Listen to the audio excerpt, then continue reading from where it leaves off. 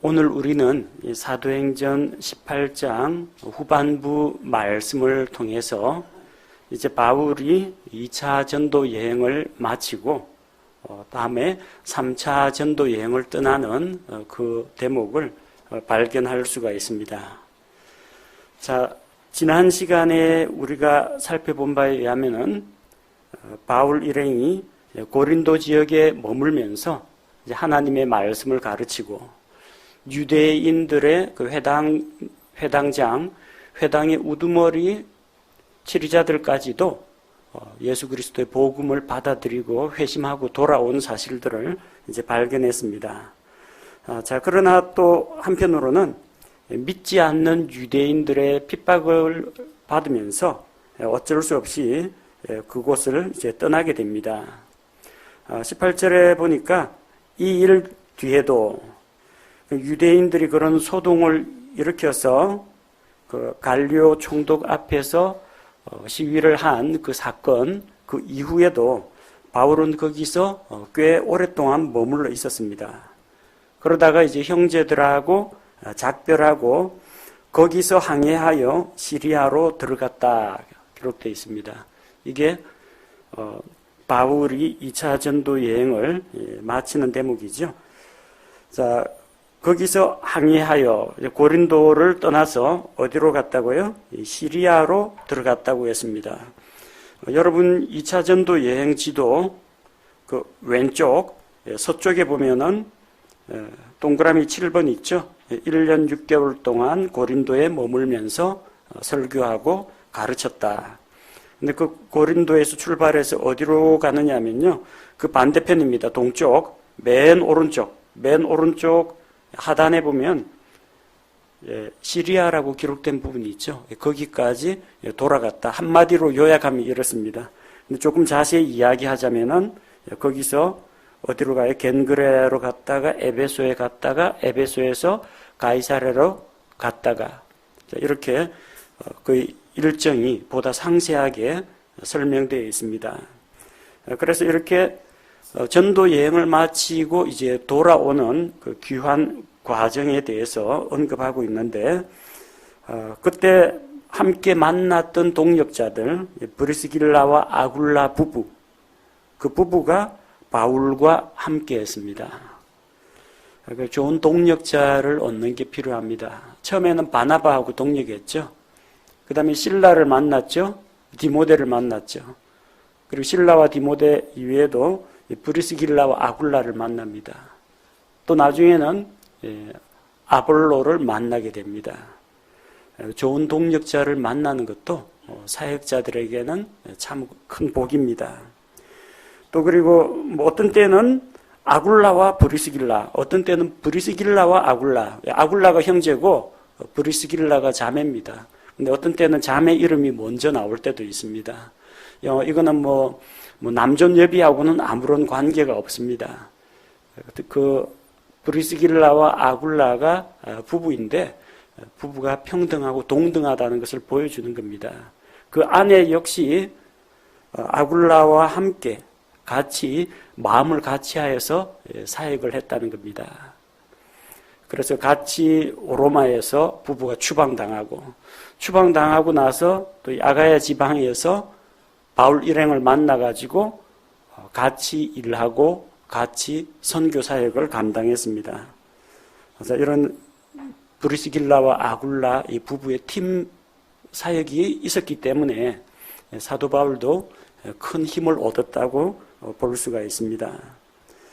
자, 그래서 이제 그 고린도에서 한참 오랫동안 머물러 있다가 바울은 겐그레아에서 머리를 깎았다. 그렇게 되어 있습니다. 자, 고린도 아래쪽에 보면은 겐그레아라는 지방이 있죠. 여러분 지도에서 보시고요.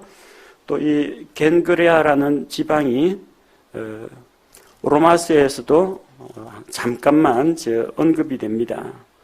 로마서 16장 1절에 보면요.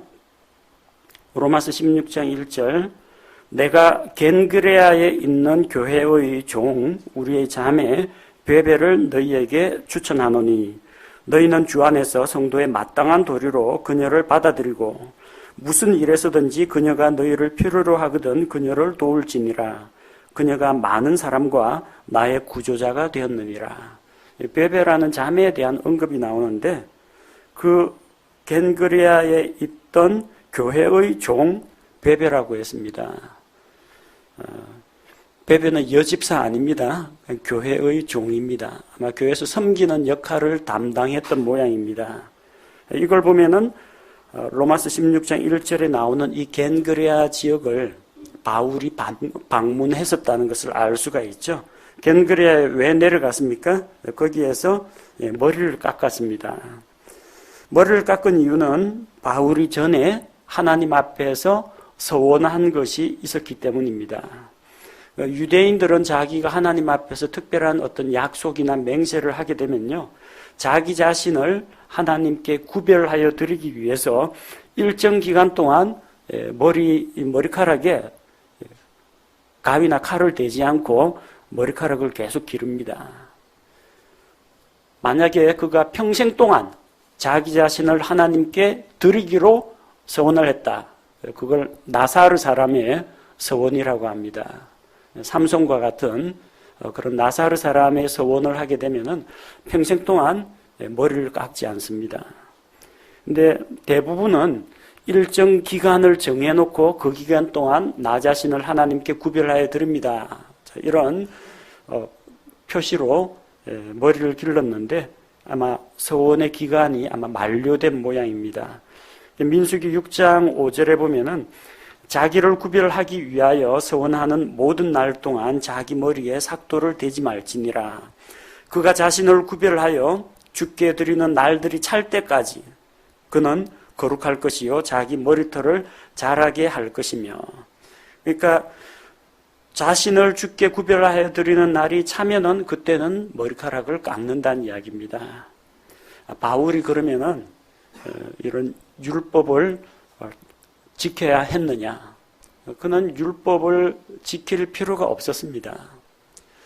바울은 할례를 받을 필요가 없었습니다. 그러나 그는 어릴 때 유대인이었기 때문에 어려서 난지 제8일에 할례를 받았습니다.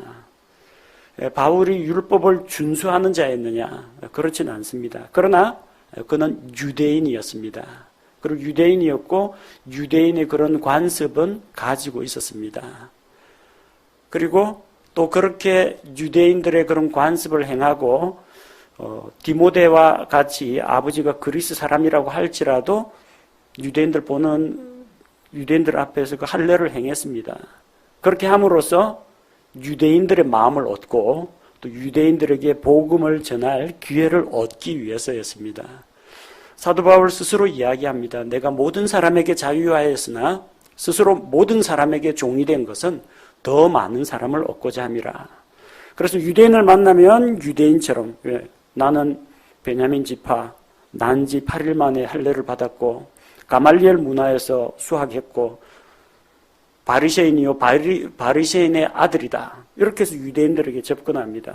이방인들 만나면 나는 로마 시민권 가지고 있는 사람입니다. 이방인의 사도입니다.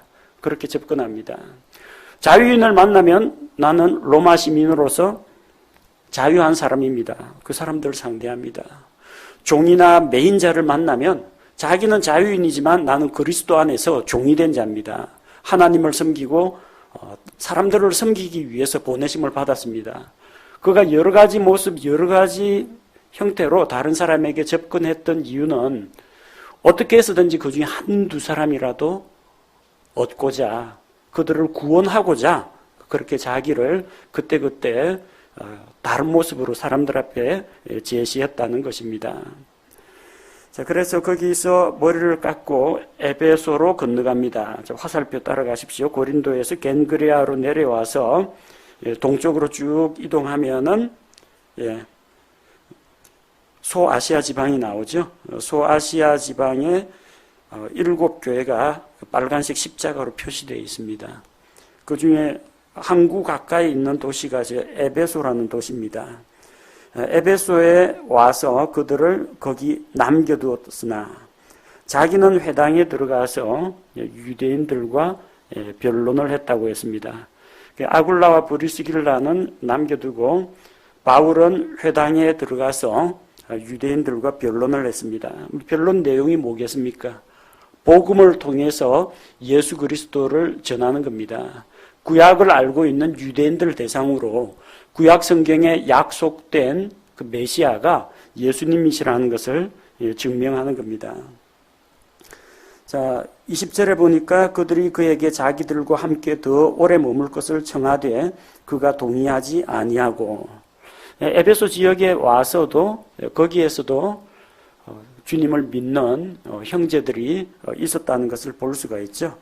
자, 그들은 더 교제를 요청했지만 그들과 작별하게 되었습니다. 21절에 보니까 그들에게 작별을 고하며 이르되 내가 어찌하든지 다가오는 이 명절은 반드시 예루살렘에서 지켜야 하리라. 그러나 만일 하나님께서 원하시면 내가 다시 너희에게 돌아오리라 하고 배를 타고 에베소를 떠났습니다. 자, 작별을 하는 내용인데 킹 제임스 성경과 개역 성경이 이 부분은 번역이 좀 다릅니다. 개역 성경은 어떻게 되어 있냐? 작별을 하여 가로되 만일 하나님의 뜻이면 너희에게 돌아오리라 하고 배를 타고 에베소를 떠나. 어느 부분이 빠졌어요? 내가 어찌하든지 다가오는 이 명절은 반드시 예루살렘에서 지켜야 하리라. 이 부분이 빠져 있습니다. 무슨 이야기냐면요. 형제들은 어떻게 했어요? 그들은 바울 일행이 좀 더 오랫동안 여기 머물면서 교제도 하고 좀 말씀도 나누었으면 좋겠다고 했는데 그가 동의하지 않았다는 겁니다. 서둘러 길을 재촉했다는 겁니다. 빨리 시리아 쪽으로 건너가서 예루살렘으로 가야 할 일이 있었다는 겁니다. 아마 그에게 어떤 갈급함이 있었다는 것을 볼 수가 있습니다. 그 사유가 무엇이냐? 다가오는 이 명절은 반드시 예루살렘에서 지키기 위해서 이쪽에서는 교제를 요청하지만 빨리 돌아가서 예루살렘에 돌아가야 할 그런 절박한 일이 있었다는 것을 설명해 주는 대목입니다. 자, 바울은 그리스도인이 되었는데 그 유대인의 명절을 꼭 지켜야 하느냐? 율법에 따라서 지키거나 말거나 할 필요는 없습니다. 그 안 지켜도 구원받는데 아무런 문제가 없고 유대인들의 명절 안 지킨다고 하늘에서 천벌이 떨어지거나 그러지는 않습니다. 왜 그런데 유대인의 명절을 지키려고 하느냐? 그 유대인입니다. 그는 유대인입니다. 예수님 믿는 사람이 설날에 우들은 찾아뵈면서 세배하러 다니죠. 꼭 해야 되느냐? 뭐 해도 되고 안 해도 되고 그거 갖고 뭐 구원받고 못 받고 그런 문제는 아닙니다. 근데 설날이나 추석 때는 일가 친척들이 모입니다. 그럼 당연히 우리 한국 사람의 문화와 또 우들은에 대한 예의로서 찾아뵙고 인사하고 평소 못 보던 친척들 만나보는 거 좋은 일이죠. 또 더군다나 그 멀리 있던 온 가족 친척들이 다 모이는 자리에서 간증도 나누고 복음을 전할 기회도 생기는 겁니다. 율법 때문에 명절을 지키러 가는 것이 아니라 유대인들에 대한 어떤 갈급한 마음이 있었다는 겁니다. 그걸 어디에서 느꼈습니까? 고린도 지역 사역을 하다가 그 이방인들 살고 있는 이 소아시아나 마케도니아나 아가야 지방 사역을 하다가 제일 안타깝게 생각한 게 뭐냐? 복음의 말씀을 전하면 이방인들을 회개하고 돌아옵니다. 구약성경 전혀 모르는 사람도 올림푸스 12신을 섬기던 그리스 사람들도 예수 그리스도의 복음의 말씀이 선포되는 곳에서 믿고 돌아옵니다. 그런데 오히려 오랫동안 하나님의 백성이라고 자처하고 하나님의 말씀을 받은 유대인들이 대놓고 신성 모독을 하고 예수 그리스도를 조롱하고 복음 전도자를 박해한다는 겁니다. 얼마나 마음이 아프겠습니까? 동족들한테 당하니까 억울하고 분해서 그런 게 아니라 만약 저 사람들이 고집을 버리지 않고 계속해서 하나님께 완고하게 하다가는 마침내 남아있는 것은 지옥 형벌밖에 없다는 겁니다. 동족에 대해서 그런 갈망하는 마음이 있었기 때문에 동족들의 혼을 구원하고자 하는 그런 책임감 때문에 그는 이쪽 형제들이 좀 더 에베소에서 좀 머물라고 하는데도 서둘러서 길을 재촉해서 예루살렘으로 돌아가고자 한 것입니다. 그 명절이 구체적으로 어떤 명절인지는 여기에서 이제 언급은 되어 있지 않습니다.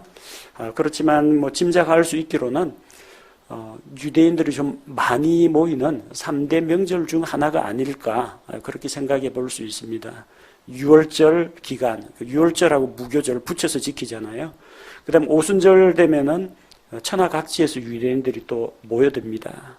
또 장막절, 이 절기도 아주 큰 절기입니다. 레위기의 율법에 따라서 지킨다라기보다는 유대인들이 좀 많이 모이는 그런 절기를 택해가지고 그때 성도들과 함께 교제도 나누고 또 한편으로는 믿지 않는 유대인들에게 복음을 전하고자 하는 그런 생각을 가지고 있었을 겁니다. 그래서 이제 돌아옵니다. 22절에 보니까 가이사랴에서 내린 뒤 에베소에서 출발해서 섬과 섬 사이를 빠져나와서 가이사랴에 도착합니다. 가이사랴가 시리아 지방에 있습니다. 이 가이사랴에서 길을 따라서 데려가다가 예루살렘으로 올라갈 수가 있습니다.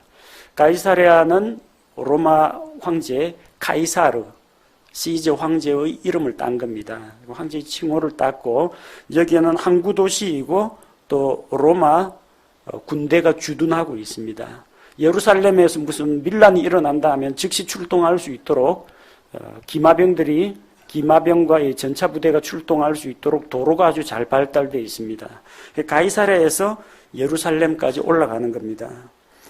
22절에 보니까 가이사랴에서 내린 뒤 배에서 내린 다음에 올라가 교회에 문안했다 했습니다. 올라가다라는 표현은 예루살렘이 꼭 이스라엘의 수도이기 때문에 그렇게 말하는 게 아니고 실제로 올라가야 됩니다. 요 가이사랴 지방이라든지 이런 데는 해안가에 있습니다. 해수면하고 거의 비슷하다고 보면 돼요. 그런데 예루살렘은 거기에서 구릉을 좀 올라가고 조금 높은 해발고도 한 800m 정도 올라가야 됩니다. 그래서 여러분 시편 읽다 보면은 위로 올라가는 노래 혹은 뭐 성전에 올라가는 노래라는 게 있는데 예루살렘 성전에 찾아오는 사람은 전부 저 아래쪽 산 아래쪽 골짜기부터 경사로를 올라가야 됩니다. 그래서 예루살렘이 정치, 경제, 문화, 종교의 중심지이기도 하지만 해발 고도가 아주 높은 산간 고원지대에 있기 때문에 올라간다라는 표현을 씁니다. 그래서 올라가 교회에 문안했다. 그럼 이 어느 교회냐? 예루살렘 교회를 이야기한다는 겁니다. 근데 뭐 예루살렘 교회에 올라가서 같이 교제하고 자기가 그토록 원하던 어떤 명절 그런 것은 아마 지켰을 겁니다. 근데 예루살렘 성전에 대한 이야기는 빠져 있습니다. 나중에 3차 전도 여행 마치고 돌아올 때는 예루살렘 성전에 올라가는 이야기가 있습니다. 근데 여기에는 성전에 올라가는 이야기는 나오지 않습니다. 아마 올라갔더라면은 유대인들에게 또 붙잡혀가지고 또 단단히 또 곤욕을 치렀을 수도 있습니다. 그래서 예루살렘에 올라가서 유대인 성도들, 사도들, 장로들과 교제하면서 자기가 소아시아 지역 또 고린도 지역에서 오랫동안 머물며 말씀 사역을 한 것과 또 유대인들이 그 중에서 회당의 우두머리 치리자까지도 회심하고 돌아온 그런 소식들을 형제들 앞에 전한 것으로 보입니다. 그리고 교회에 문안하고 안디옥으로 내려갔습니다. 안디옥은 여러분 저 지도에서 시리아 안디옥을 말합니다. 가이사랴에서 해안선 따라서 저 북쪽으로 올라가면요, 실루기아 안디옥이 나오죠. 안디옥은 믿는 자들이 처음으로 불신자들로부터 그리스도인이다 그런 칭호를 얻은 곳이고, 사도 바울과 바나바가 함께 사역을 하던 교회입니다. 그리고 바울의 해외 선교 본부 베이스 캠프가 있는 곳이 바로 이 안디옥 교회입니다. 안디옥으로 내려가서 또 거기서 얼마를 지낸 뒤에, 그러니까 선교사가 해외에서 선교 사역을 감당하다가 정기적으로 들어옵니다. 자기를 파송한 파송교회 샌딩 처치 가서 선교 사역에 대해서 보고를 합니다. 어떤 일을 겪었고, 그리고 어떤 복음의 열매가 있었고, 사역을 하는데 하나님께서 어떤 복을 주셨고, 근데 현지 사역하다 보니까 어떤 점이 좀 부족하고 도움을 받아야 할 게 뭐가 있는지 다 선교 보고를 합니다. 그렇게 해서 또 도움을 받았고 교제를 통해서 충전을 받고 또다시 파송되는 겁니다. 그래서 얼마를 지낸 뒤에 떠나서가 3차 전도 여행 이제 출발하는 겁니다.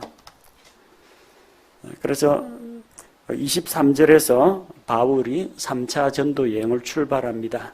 그러니까 오늘 2차 전도 여행 지도는 반납하지 마시고 가져가셔도 됩니다. 다음 주에는 3차 전도 여행 지도를 비치해 두도록 하겠습니다. 떠나서 어디로 갔어요? 갈라디아와 부르기아의 온 지방을 차례대로 다니며 모든 제자들을 강하게 하니라. 3차 전도 여행 지도는 지금 안 나눠드렸습니다. 근데 화살표만 없다 뿐이지 이 지도 가지고 충분히 설명할 수가 있습니다. 갈라디아 지방은 저기 터키의 수도 앙카라 쪽, 지도 오른편 북쪽에 보면은 앙카라, 갈라디아, 하투사에 표시가 되어 있죠. 요쪽이 이제 갈라디아입니다. 그리고 부르기아는 거기에서 앙카라에서 왼쪽 아래 남서쪽으로 내려오시면은 부르기아가 있습니다. 그 아래쪽에 비시디아 안디옥이 있습니다. 시리아 안디옥 말고. 갈라디아와 부르기아의 온 지방을 차례대로 다니며, 그러니까 안디옥에서 출발해서 갈라디아, 부르기아로 갔다라는 걸로 봐서 배로 간 것이 아니라 육로로 출발했다는 걸 알 수가 있죠. 차례로 다니며 모든 제자들을 강하게 하니라. 이전에 이 지역들 다녀본 적이 있습니다. 거기에서 믿는 형제 자매들이 또 많이 나왔습니다. 3차 전도 여행 때는 이전에 복음 전했던 지역도 다니면서 형제 자매들을 믿음 안에서 굳게 세워주고 강하게 하는 그런 일들을 했습니다. 자, 바울이 이렇게 사역을 하고 있을 때 한편 어떤 일이 벌어지느냐, 브리스길라와 아굴라에게 어떤 일이 벌어지느냐면요, 아볼로라는 사람을 만나게 됩니다. 24절에서 28절에 보면은 이 아볼로의 에베소 사역 이야기가 나옵니다. 알렉산드리아에서 태어난 아볼로라 하는 어떤 유대인이 에베소에 왔습니다. 이 아볼로가 있던 알렉산드리아는 아주 큰 도시입니다. 인구도 많고 문화가 발달한 곳입니다. 이 사도 바울이 활동하던 이 당시에 세계에서 제일 큰 도시를 세 개를 꼽으라고 하면요, 이탈리아의 로마, 시리아 안디옥, 이집트 알렉산드리아, 이 도시들이 아주 큰 도시들입니다. 또 공통점은 뭐냐면요, 로마, 안디옥, 알렉산드리아. 어떤 공통점이 있습니까? 성경 사본들이 또 발견되는 곳들입니다. 로마에서도 바티칸 사본이 나오고요, 알렉산드리아에서도 알렉산드리아 사본이 나오고, 시리아 안디옥에서도 안디옥 사본이 나옵니다. 근데 하나님의 보존된 말씀은 어디에서 나왔느냐? 사도 바울의 선교 본부인 시리아 안디옥에서 보존된 본문, 사본들의 약 98%를 차지하는 다수 본문, 그 보존된 사본들이 이 지역에서 나옵니다. 로마에서는 부패하고 변개된 그런 본문들, 그리고 이집트 알렉산드리아에서는 이방 종교, 이집트의 종교와 그리고 그리스의 철학과 유대교가 혼합된 그런 사상들이 번성하던 곳입니다. 자, 그런데 이 알렉산드리아에서 난 아볼로라 하는 유대인이 말하자면 이집트에서 온 사람입니다. 성경에서 뭐 이집트가 좋게 표현된 적은 없습니다. 그 유대인이 에베소에서 왔는데 이 사람은 성경을 잘 아는 사람입니다. 유대인인데 유대인 중에서도 구약 성경 기록에 아주 능통한 사람입니다. 말도 잘하고 성경 기록들에도 능통합니다. 근데 대개의 경우 이 두 가지 다 잘하는 사람은 좀 드물어요. 언변술도 좋고 성경 지식도 좋은 사람은 그렇게 많지가 않습니다. 성경 지식이 아주 뛰어난 사람은요, 조용히 신학교 연구실에 틀어박혀가지고 열심히 연구는 하는데 또 신학교 교수라고 해서 설교 잘하는 건 아닙니다. 말은 또 잘 못합니다. 근데 또 말은 유창하게 잘하는 사람은요, 성경 지식이 좀 부족한 그런 경우가 또 있습니다. 두 가지 다 잘하는 사람은 좀처럼 찾아보기 어려운데 이 아볼로라는 사람은 둘 다 잘하는 사람이었다는 겁니다. 아주 유능한 사람입니다. 유능한 사람이긴 한데 그가 안고 있는 이 한계점이 있습니다. 자, 25절에 보니까 이 사람이 전에 주의 길 안에서 가르침을 받아 영이 뜨거움으로 열심히 있는 사람입니다. 주에 관한 것들을 부지런히 말하고 가르치나 요한의 침례만 알더라. 그는 주의 길 안에서 가르침을 받았습니다. 주님의 길이 어디에 있습니까? 성경 안에 있습니다. 그는 알렉산드리아에서 태어나긴 했지만 유대인입니다. 어려서부터 구약 성경을 배운 사람입니다. 또 영이 뜨거운 사람이었습니다. 영이 온도가 있느냐, 뜨겁고 차고, 뭘 말하냐, 그 안에 있는 열정을 이야기합니다. 뜨거운 영을 가지고 하나님을 향한 그런 열심이 있었다는 겁니다. 열심은 있는데 방향이 좀 바로 잡히지 않은 게 문제라는 겁니다. 사도 바울이 그랬었죠. 사도 바울이 주님을 향한 열심이 뜨거웠습니다. 하나님을 향한 열심이 뜨거웠습니다. 그래서 교회를 핍박했습니다. 자기 생각에는 조상들의 전통과 모세 율법에 따르자면 이 나사렛 이단 괴수들은 다 처단해야 마땅하다고 생각한 겁니다. 얼마나 열심입니까? 예루살렘뿐만 아니라 다마스쿠스까지 가서 믿는 성도들을 핍박하려고 했습니다. 그래서 이게 참 개념 없고 부지런한 사람이 제일 무섭습니다. 개념이 없으면 좀 게으르기라도 해야 되는데 개념은 없고 열심은 뛰어난 사람, 문제를 일으킵니다. 하지만 사도 바울은 이 방향이 바로 잡혔습니다. 다마스쿠스로 가는 길에 주님을 만나가지고 회심했습니다. 바른 길로 돌아왔습니다. 아볼로는 영이 뜨겁고 열심히 있고 가는 곳마다 막 구약 성경을 이야기하는데 예수님을 핍박하는 사람은 아닙니다. 다만 핵심이 빠져 있어요. 구약 성경이 무엇을 가리키느냐? 예수 그리스도를 가리킵니다. 예수님이 유대인들에게 말씀하셨죠. 너희가 성경에서 영생을 얻을 줄로 생각하고 성경을 상고하고 묵상하는데 이 성경이 곧 나에 대하여 증거하는 것이다. 구약 성경을 펼쳐보는 유대인들은 메시아를 기다립니다. 근데 그 메시아가 사람의 몸으로 이 세상에 오셨는데도 알아보지를 못했던 것입니다. 열심은 있는데 올바른 지식이 들어가지 못했던 겁니다. 그래서 이 아볼로는 열심을 가지고 주에 관한 것들을 부지런하게 이야기합니다. 그건 한계가 있어요. 요한의 침례까지만 알고 있었습니다. 그 때문에 회당에서 열심히 가르치고 있는 이 아볼로라는 사람을 아굴라와 브리스길라가 가만히 들어보니까 뭐가 빠져 있어요. 딱 가르치는 게 침례자 요한까지만 나옵니다. 그의 말을 듣다가 그를 데리고 와서 그에게 하나님의 길을 더욱 완전하게 설명해 주었다는 겁니다. 성경 지식으로는 누가 뛰어나요? 아볼로가 훨씬 더 뛰어납니다. 그러나 아굴라와 브리스길라가 이 성경에 능통한 아볼로를 가르칠 수 있었던 이유는 예수 그리스도의 복음을 확실하게 알고 있었기 때문입니다. 이 브리스길라와 아굴라가 이 아볼로라는 사람의 말을 듣고 그를 데리고 옵니다. 회당에서 공개적으로 당신 중요한 걸 빠뜨린 것 같은 데가 공개적으로 망신 주면 안 됩니다. 조용히 데리고 나와야 돼요. 아마 집에 데려가서 식사 교제를 하든지 아니면 좀 면담을 하면서 서로 이제 통성명도 하고 교제도 나누고 신앙 이력에 대해서도 이야기하고 그러다가 아마 이야기를 꺼냈을 겁니다.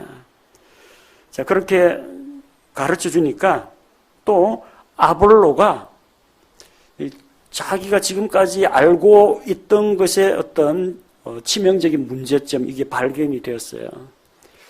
좀 많이 배운 사람은 이런 때 자기 잘못을 인정하기가 참 힘듭니다. 그럼 내가 지금까지 가르친 건 다 뭐가 되느냐? 그래서 쉽게 자기 기존 생각이나 고정관념을 버리려고 하지 않습니다. 그렇게 되면 잘 못 배웁니다. 우리 교회에 나오신 분들 가운데에서 오랫동안 다른 교단이나 아니면 이단에 영향을 받았다가 오신 분들이 들어 있습니다. 그분들 가운데에서 기존에 자기가 알고 있던 것을 빨리 내려놓고 처음부터 하나하나 벽돌을 쌓아 올라가는 기분으로 배우시는 분들은 적응이 빠릅니다. 영적 성장이 빠릅니다. 근데 옛날에 내가 있던 교회에서는 그렇게 안 했는데 이 교회는 왜 뭐가 없습니까? 왜 이 교회는 또 이렇게 합니까? 자꾸 따지고 들면요, 끝이 없습니다. 이전에 있던 거를 허물어 버리지 않고 쌓으려고 하면요, 안 맞는 벽돌 하나를 빼야 됩니다. 아슬아슬하죠. 이거 언제 무너질지 모릅니다. 그 다음에 목사님한테 새로 배운 새 벽돌을 거기다 끼워 넣으려고 합니다. 잘 안 맞습니다. 옛날 목사님한테 배운 거하고 좀 다른 것들도 나오고, 옛날에 자기가 종교적인 열심과 종교적인 관습에 따라서 하던 일들을 하려고 하니까 맞지 않는 겁니다. 그럼 어떻게 돼요? 망치로 좀 깨뜨려가지고 제가 가르친 거에서 좀 안 맞는 거 좀 쪼아내고 하려고 하다 보니까 이도 아니고 저도 아닌 게 돼버리면 누더기가 돼버린다는 겁니다. 아볼로가 만약 이런 식으로 배우려고 했으면요, 가르치는 사람도 피곤하고 배우는 사람도 아마 피곤했을 겁니다. 근데 아볼로는 지혜로운 사람입니다. 잠언 9장 9절에 보면은 지혜로운 자에게 훈계를 주라. 그러면 그가 더욱 지혜롭게 되리라. 의로운 자를 가르치라. 그러면 그의 학식이 늘어나리라.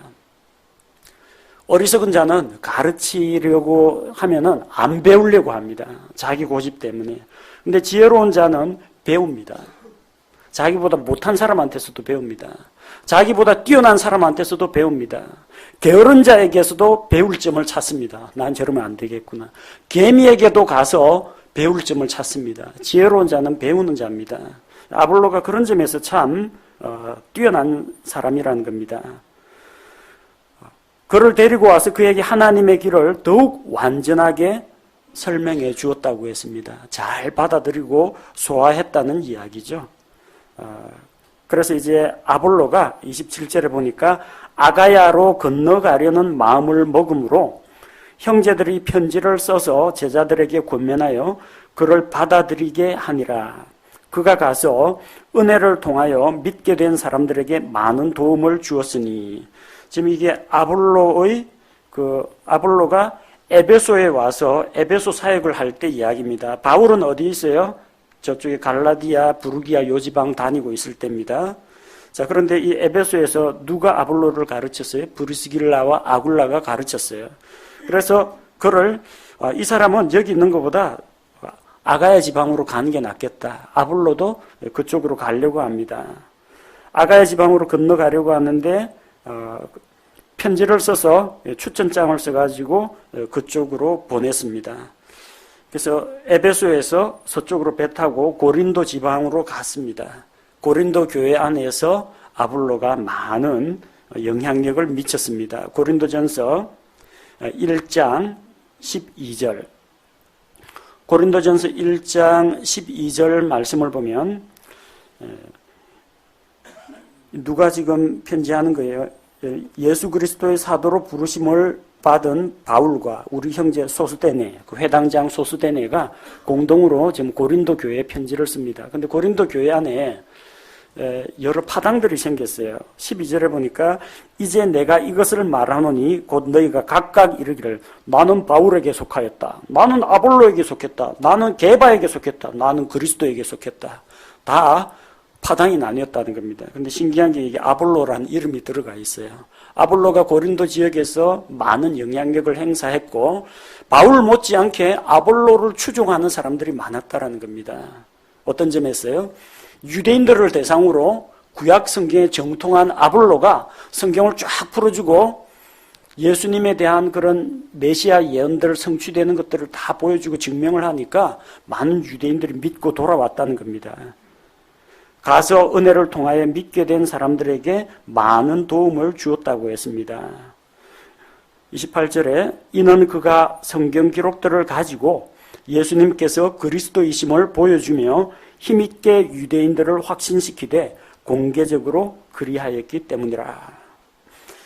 구약 성경은 예수님에 대해 증언합니다. 그래서 그 구약 성경을 통해서 그리스도이신 예수님을 증명했습니다. 회중들 앞에서 공개적으로 말씀을 선포하고 그들에게 확신을 심어주었다는 겁니다. 자, 이렇게 복음의 사역을 같이 나누어 맞는 좋은 동력자가 있다는 것은 하나님 편에서도 플러스고 또 말씀 사역을 하는 바울 입장에서도 플러스가 되는 겁니다. 우리 교회에도 이렇게 말씀 사역을 하는 목회자를 도와서 함께 동력하는 분들이 여러분들 계십니다.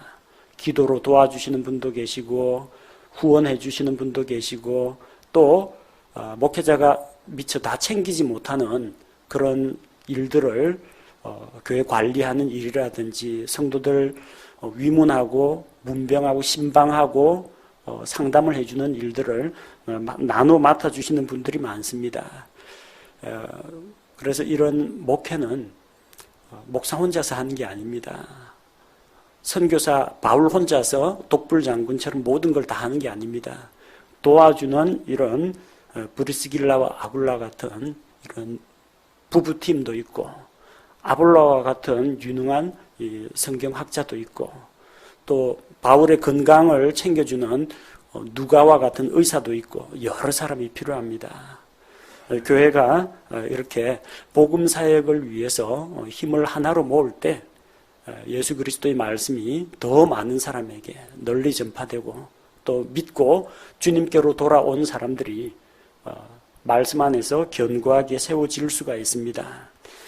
바울과 아볼로처럼 좀 영이 뜨거워져야 되겠습니다.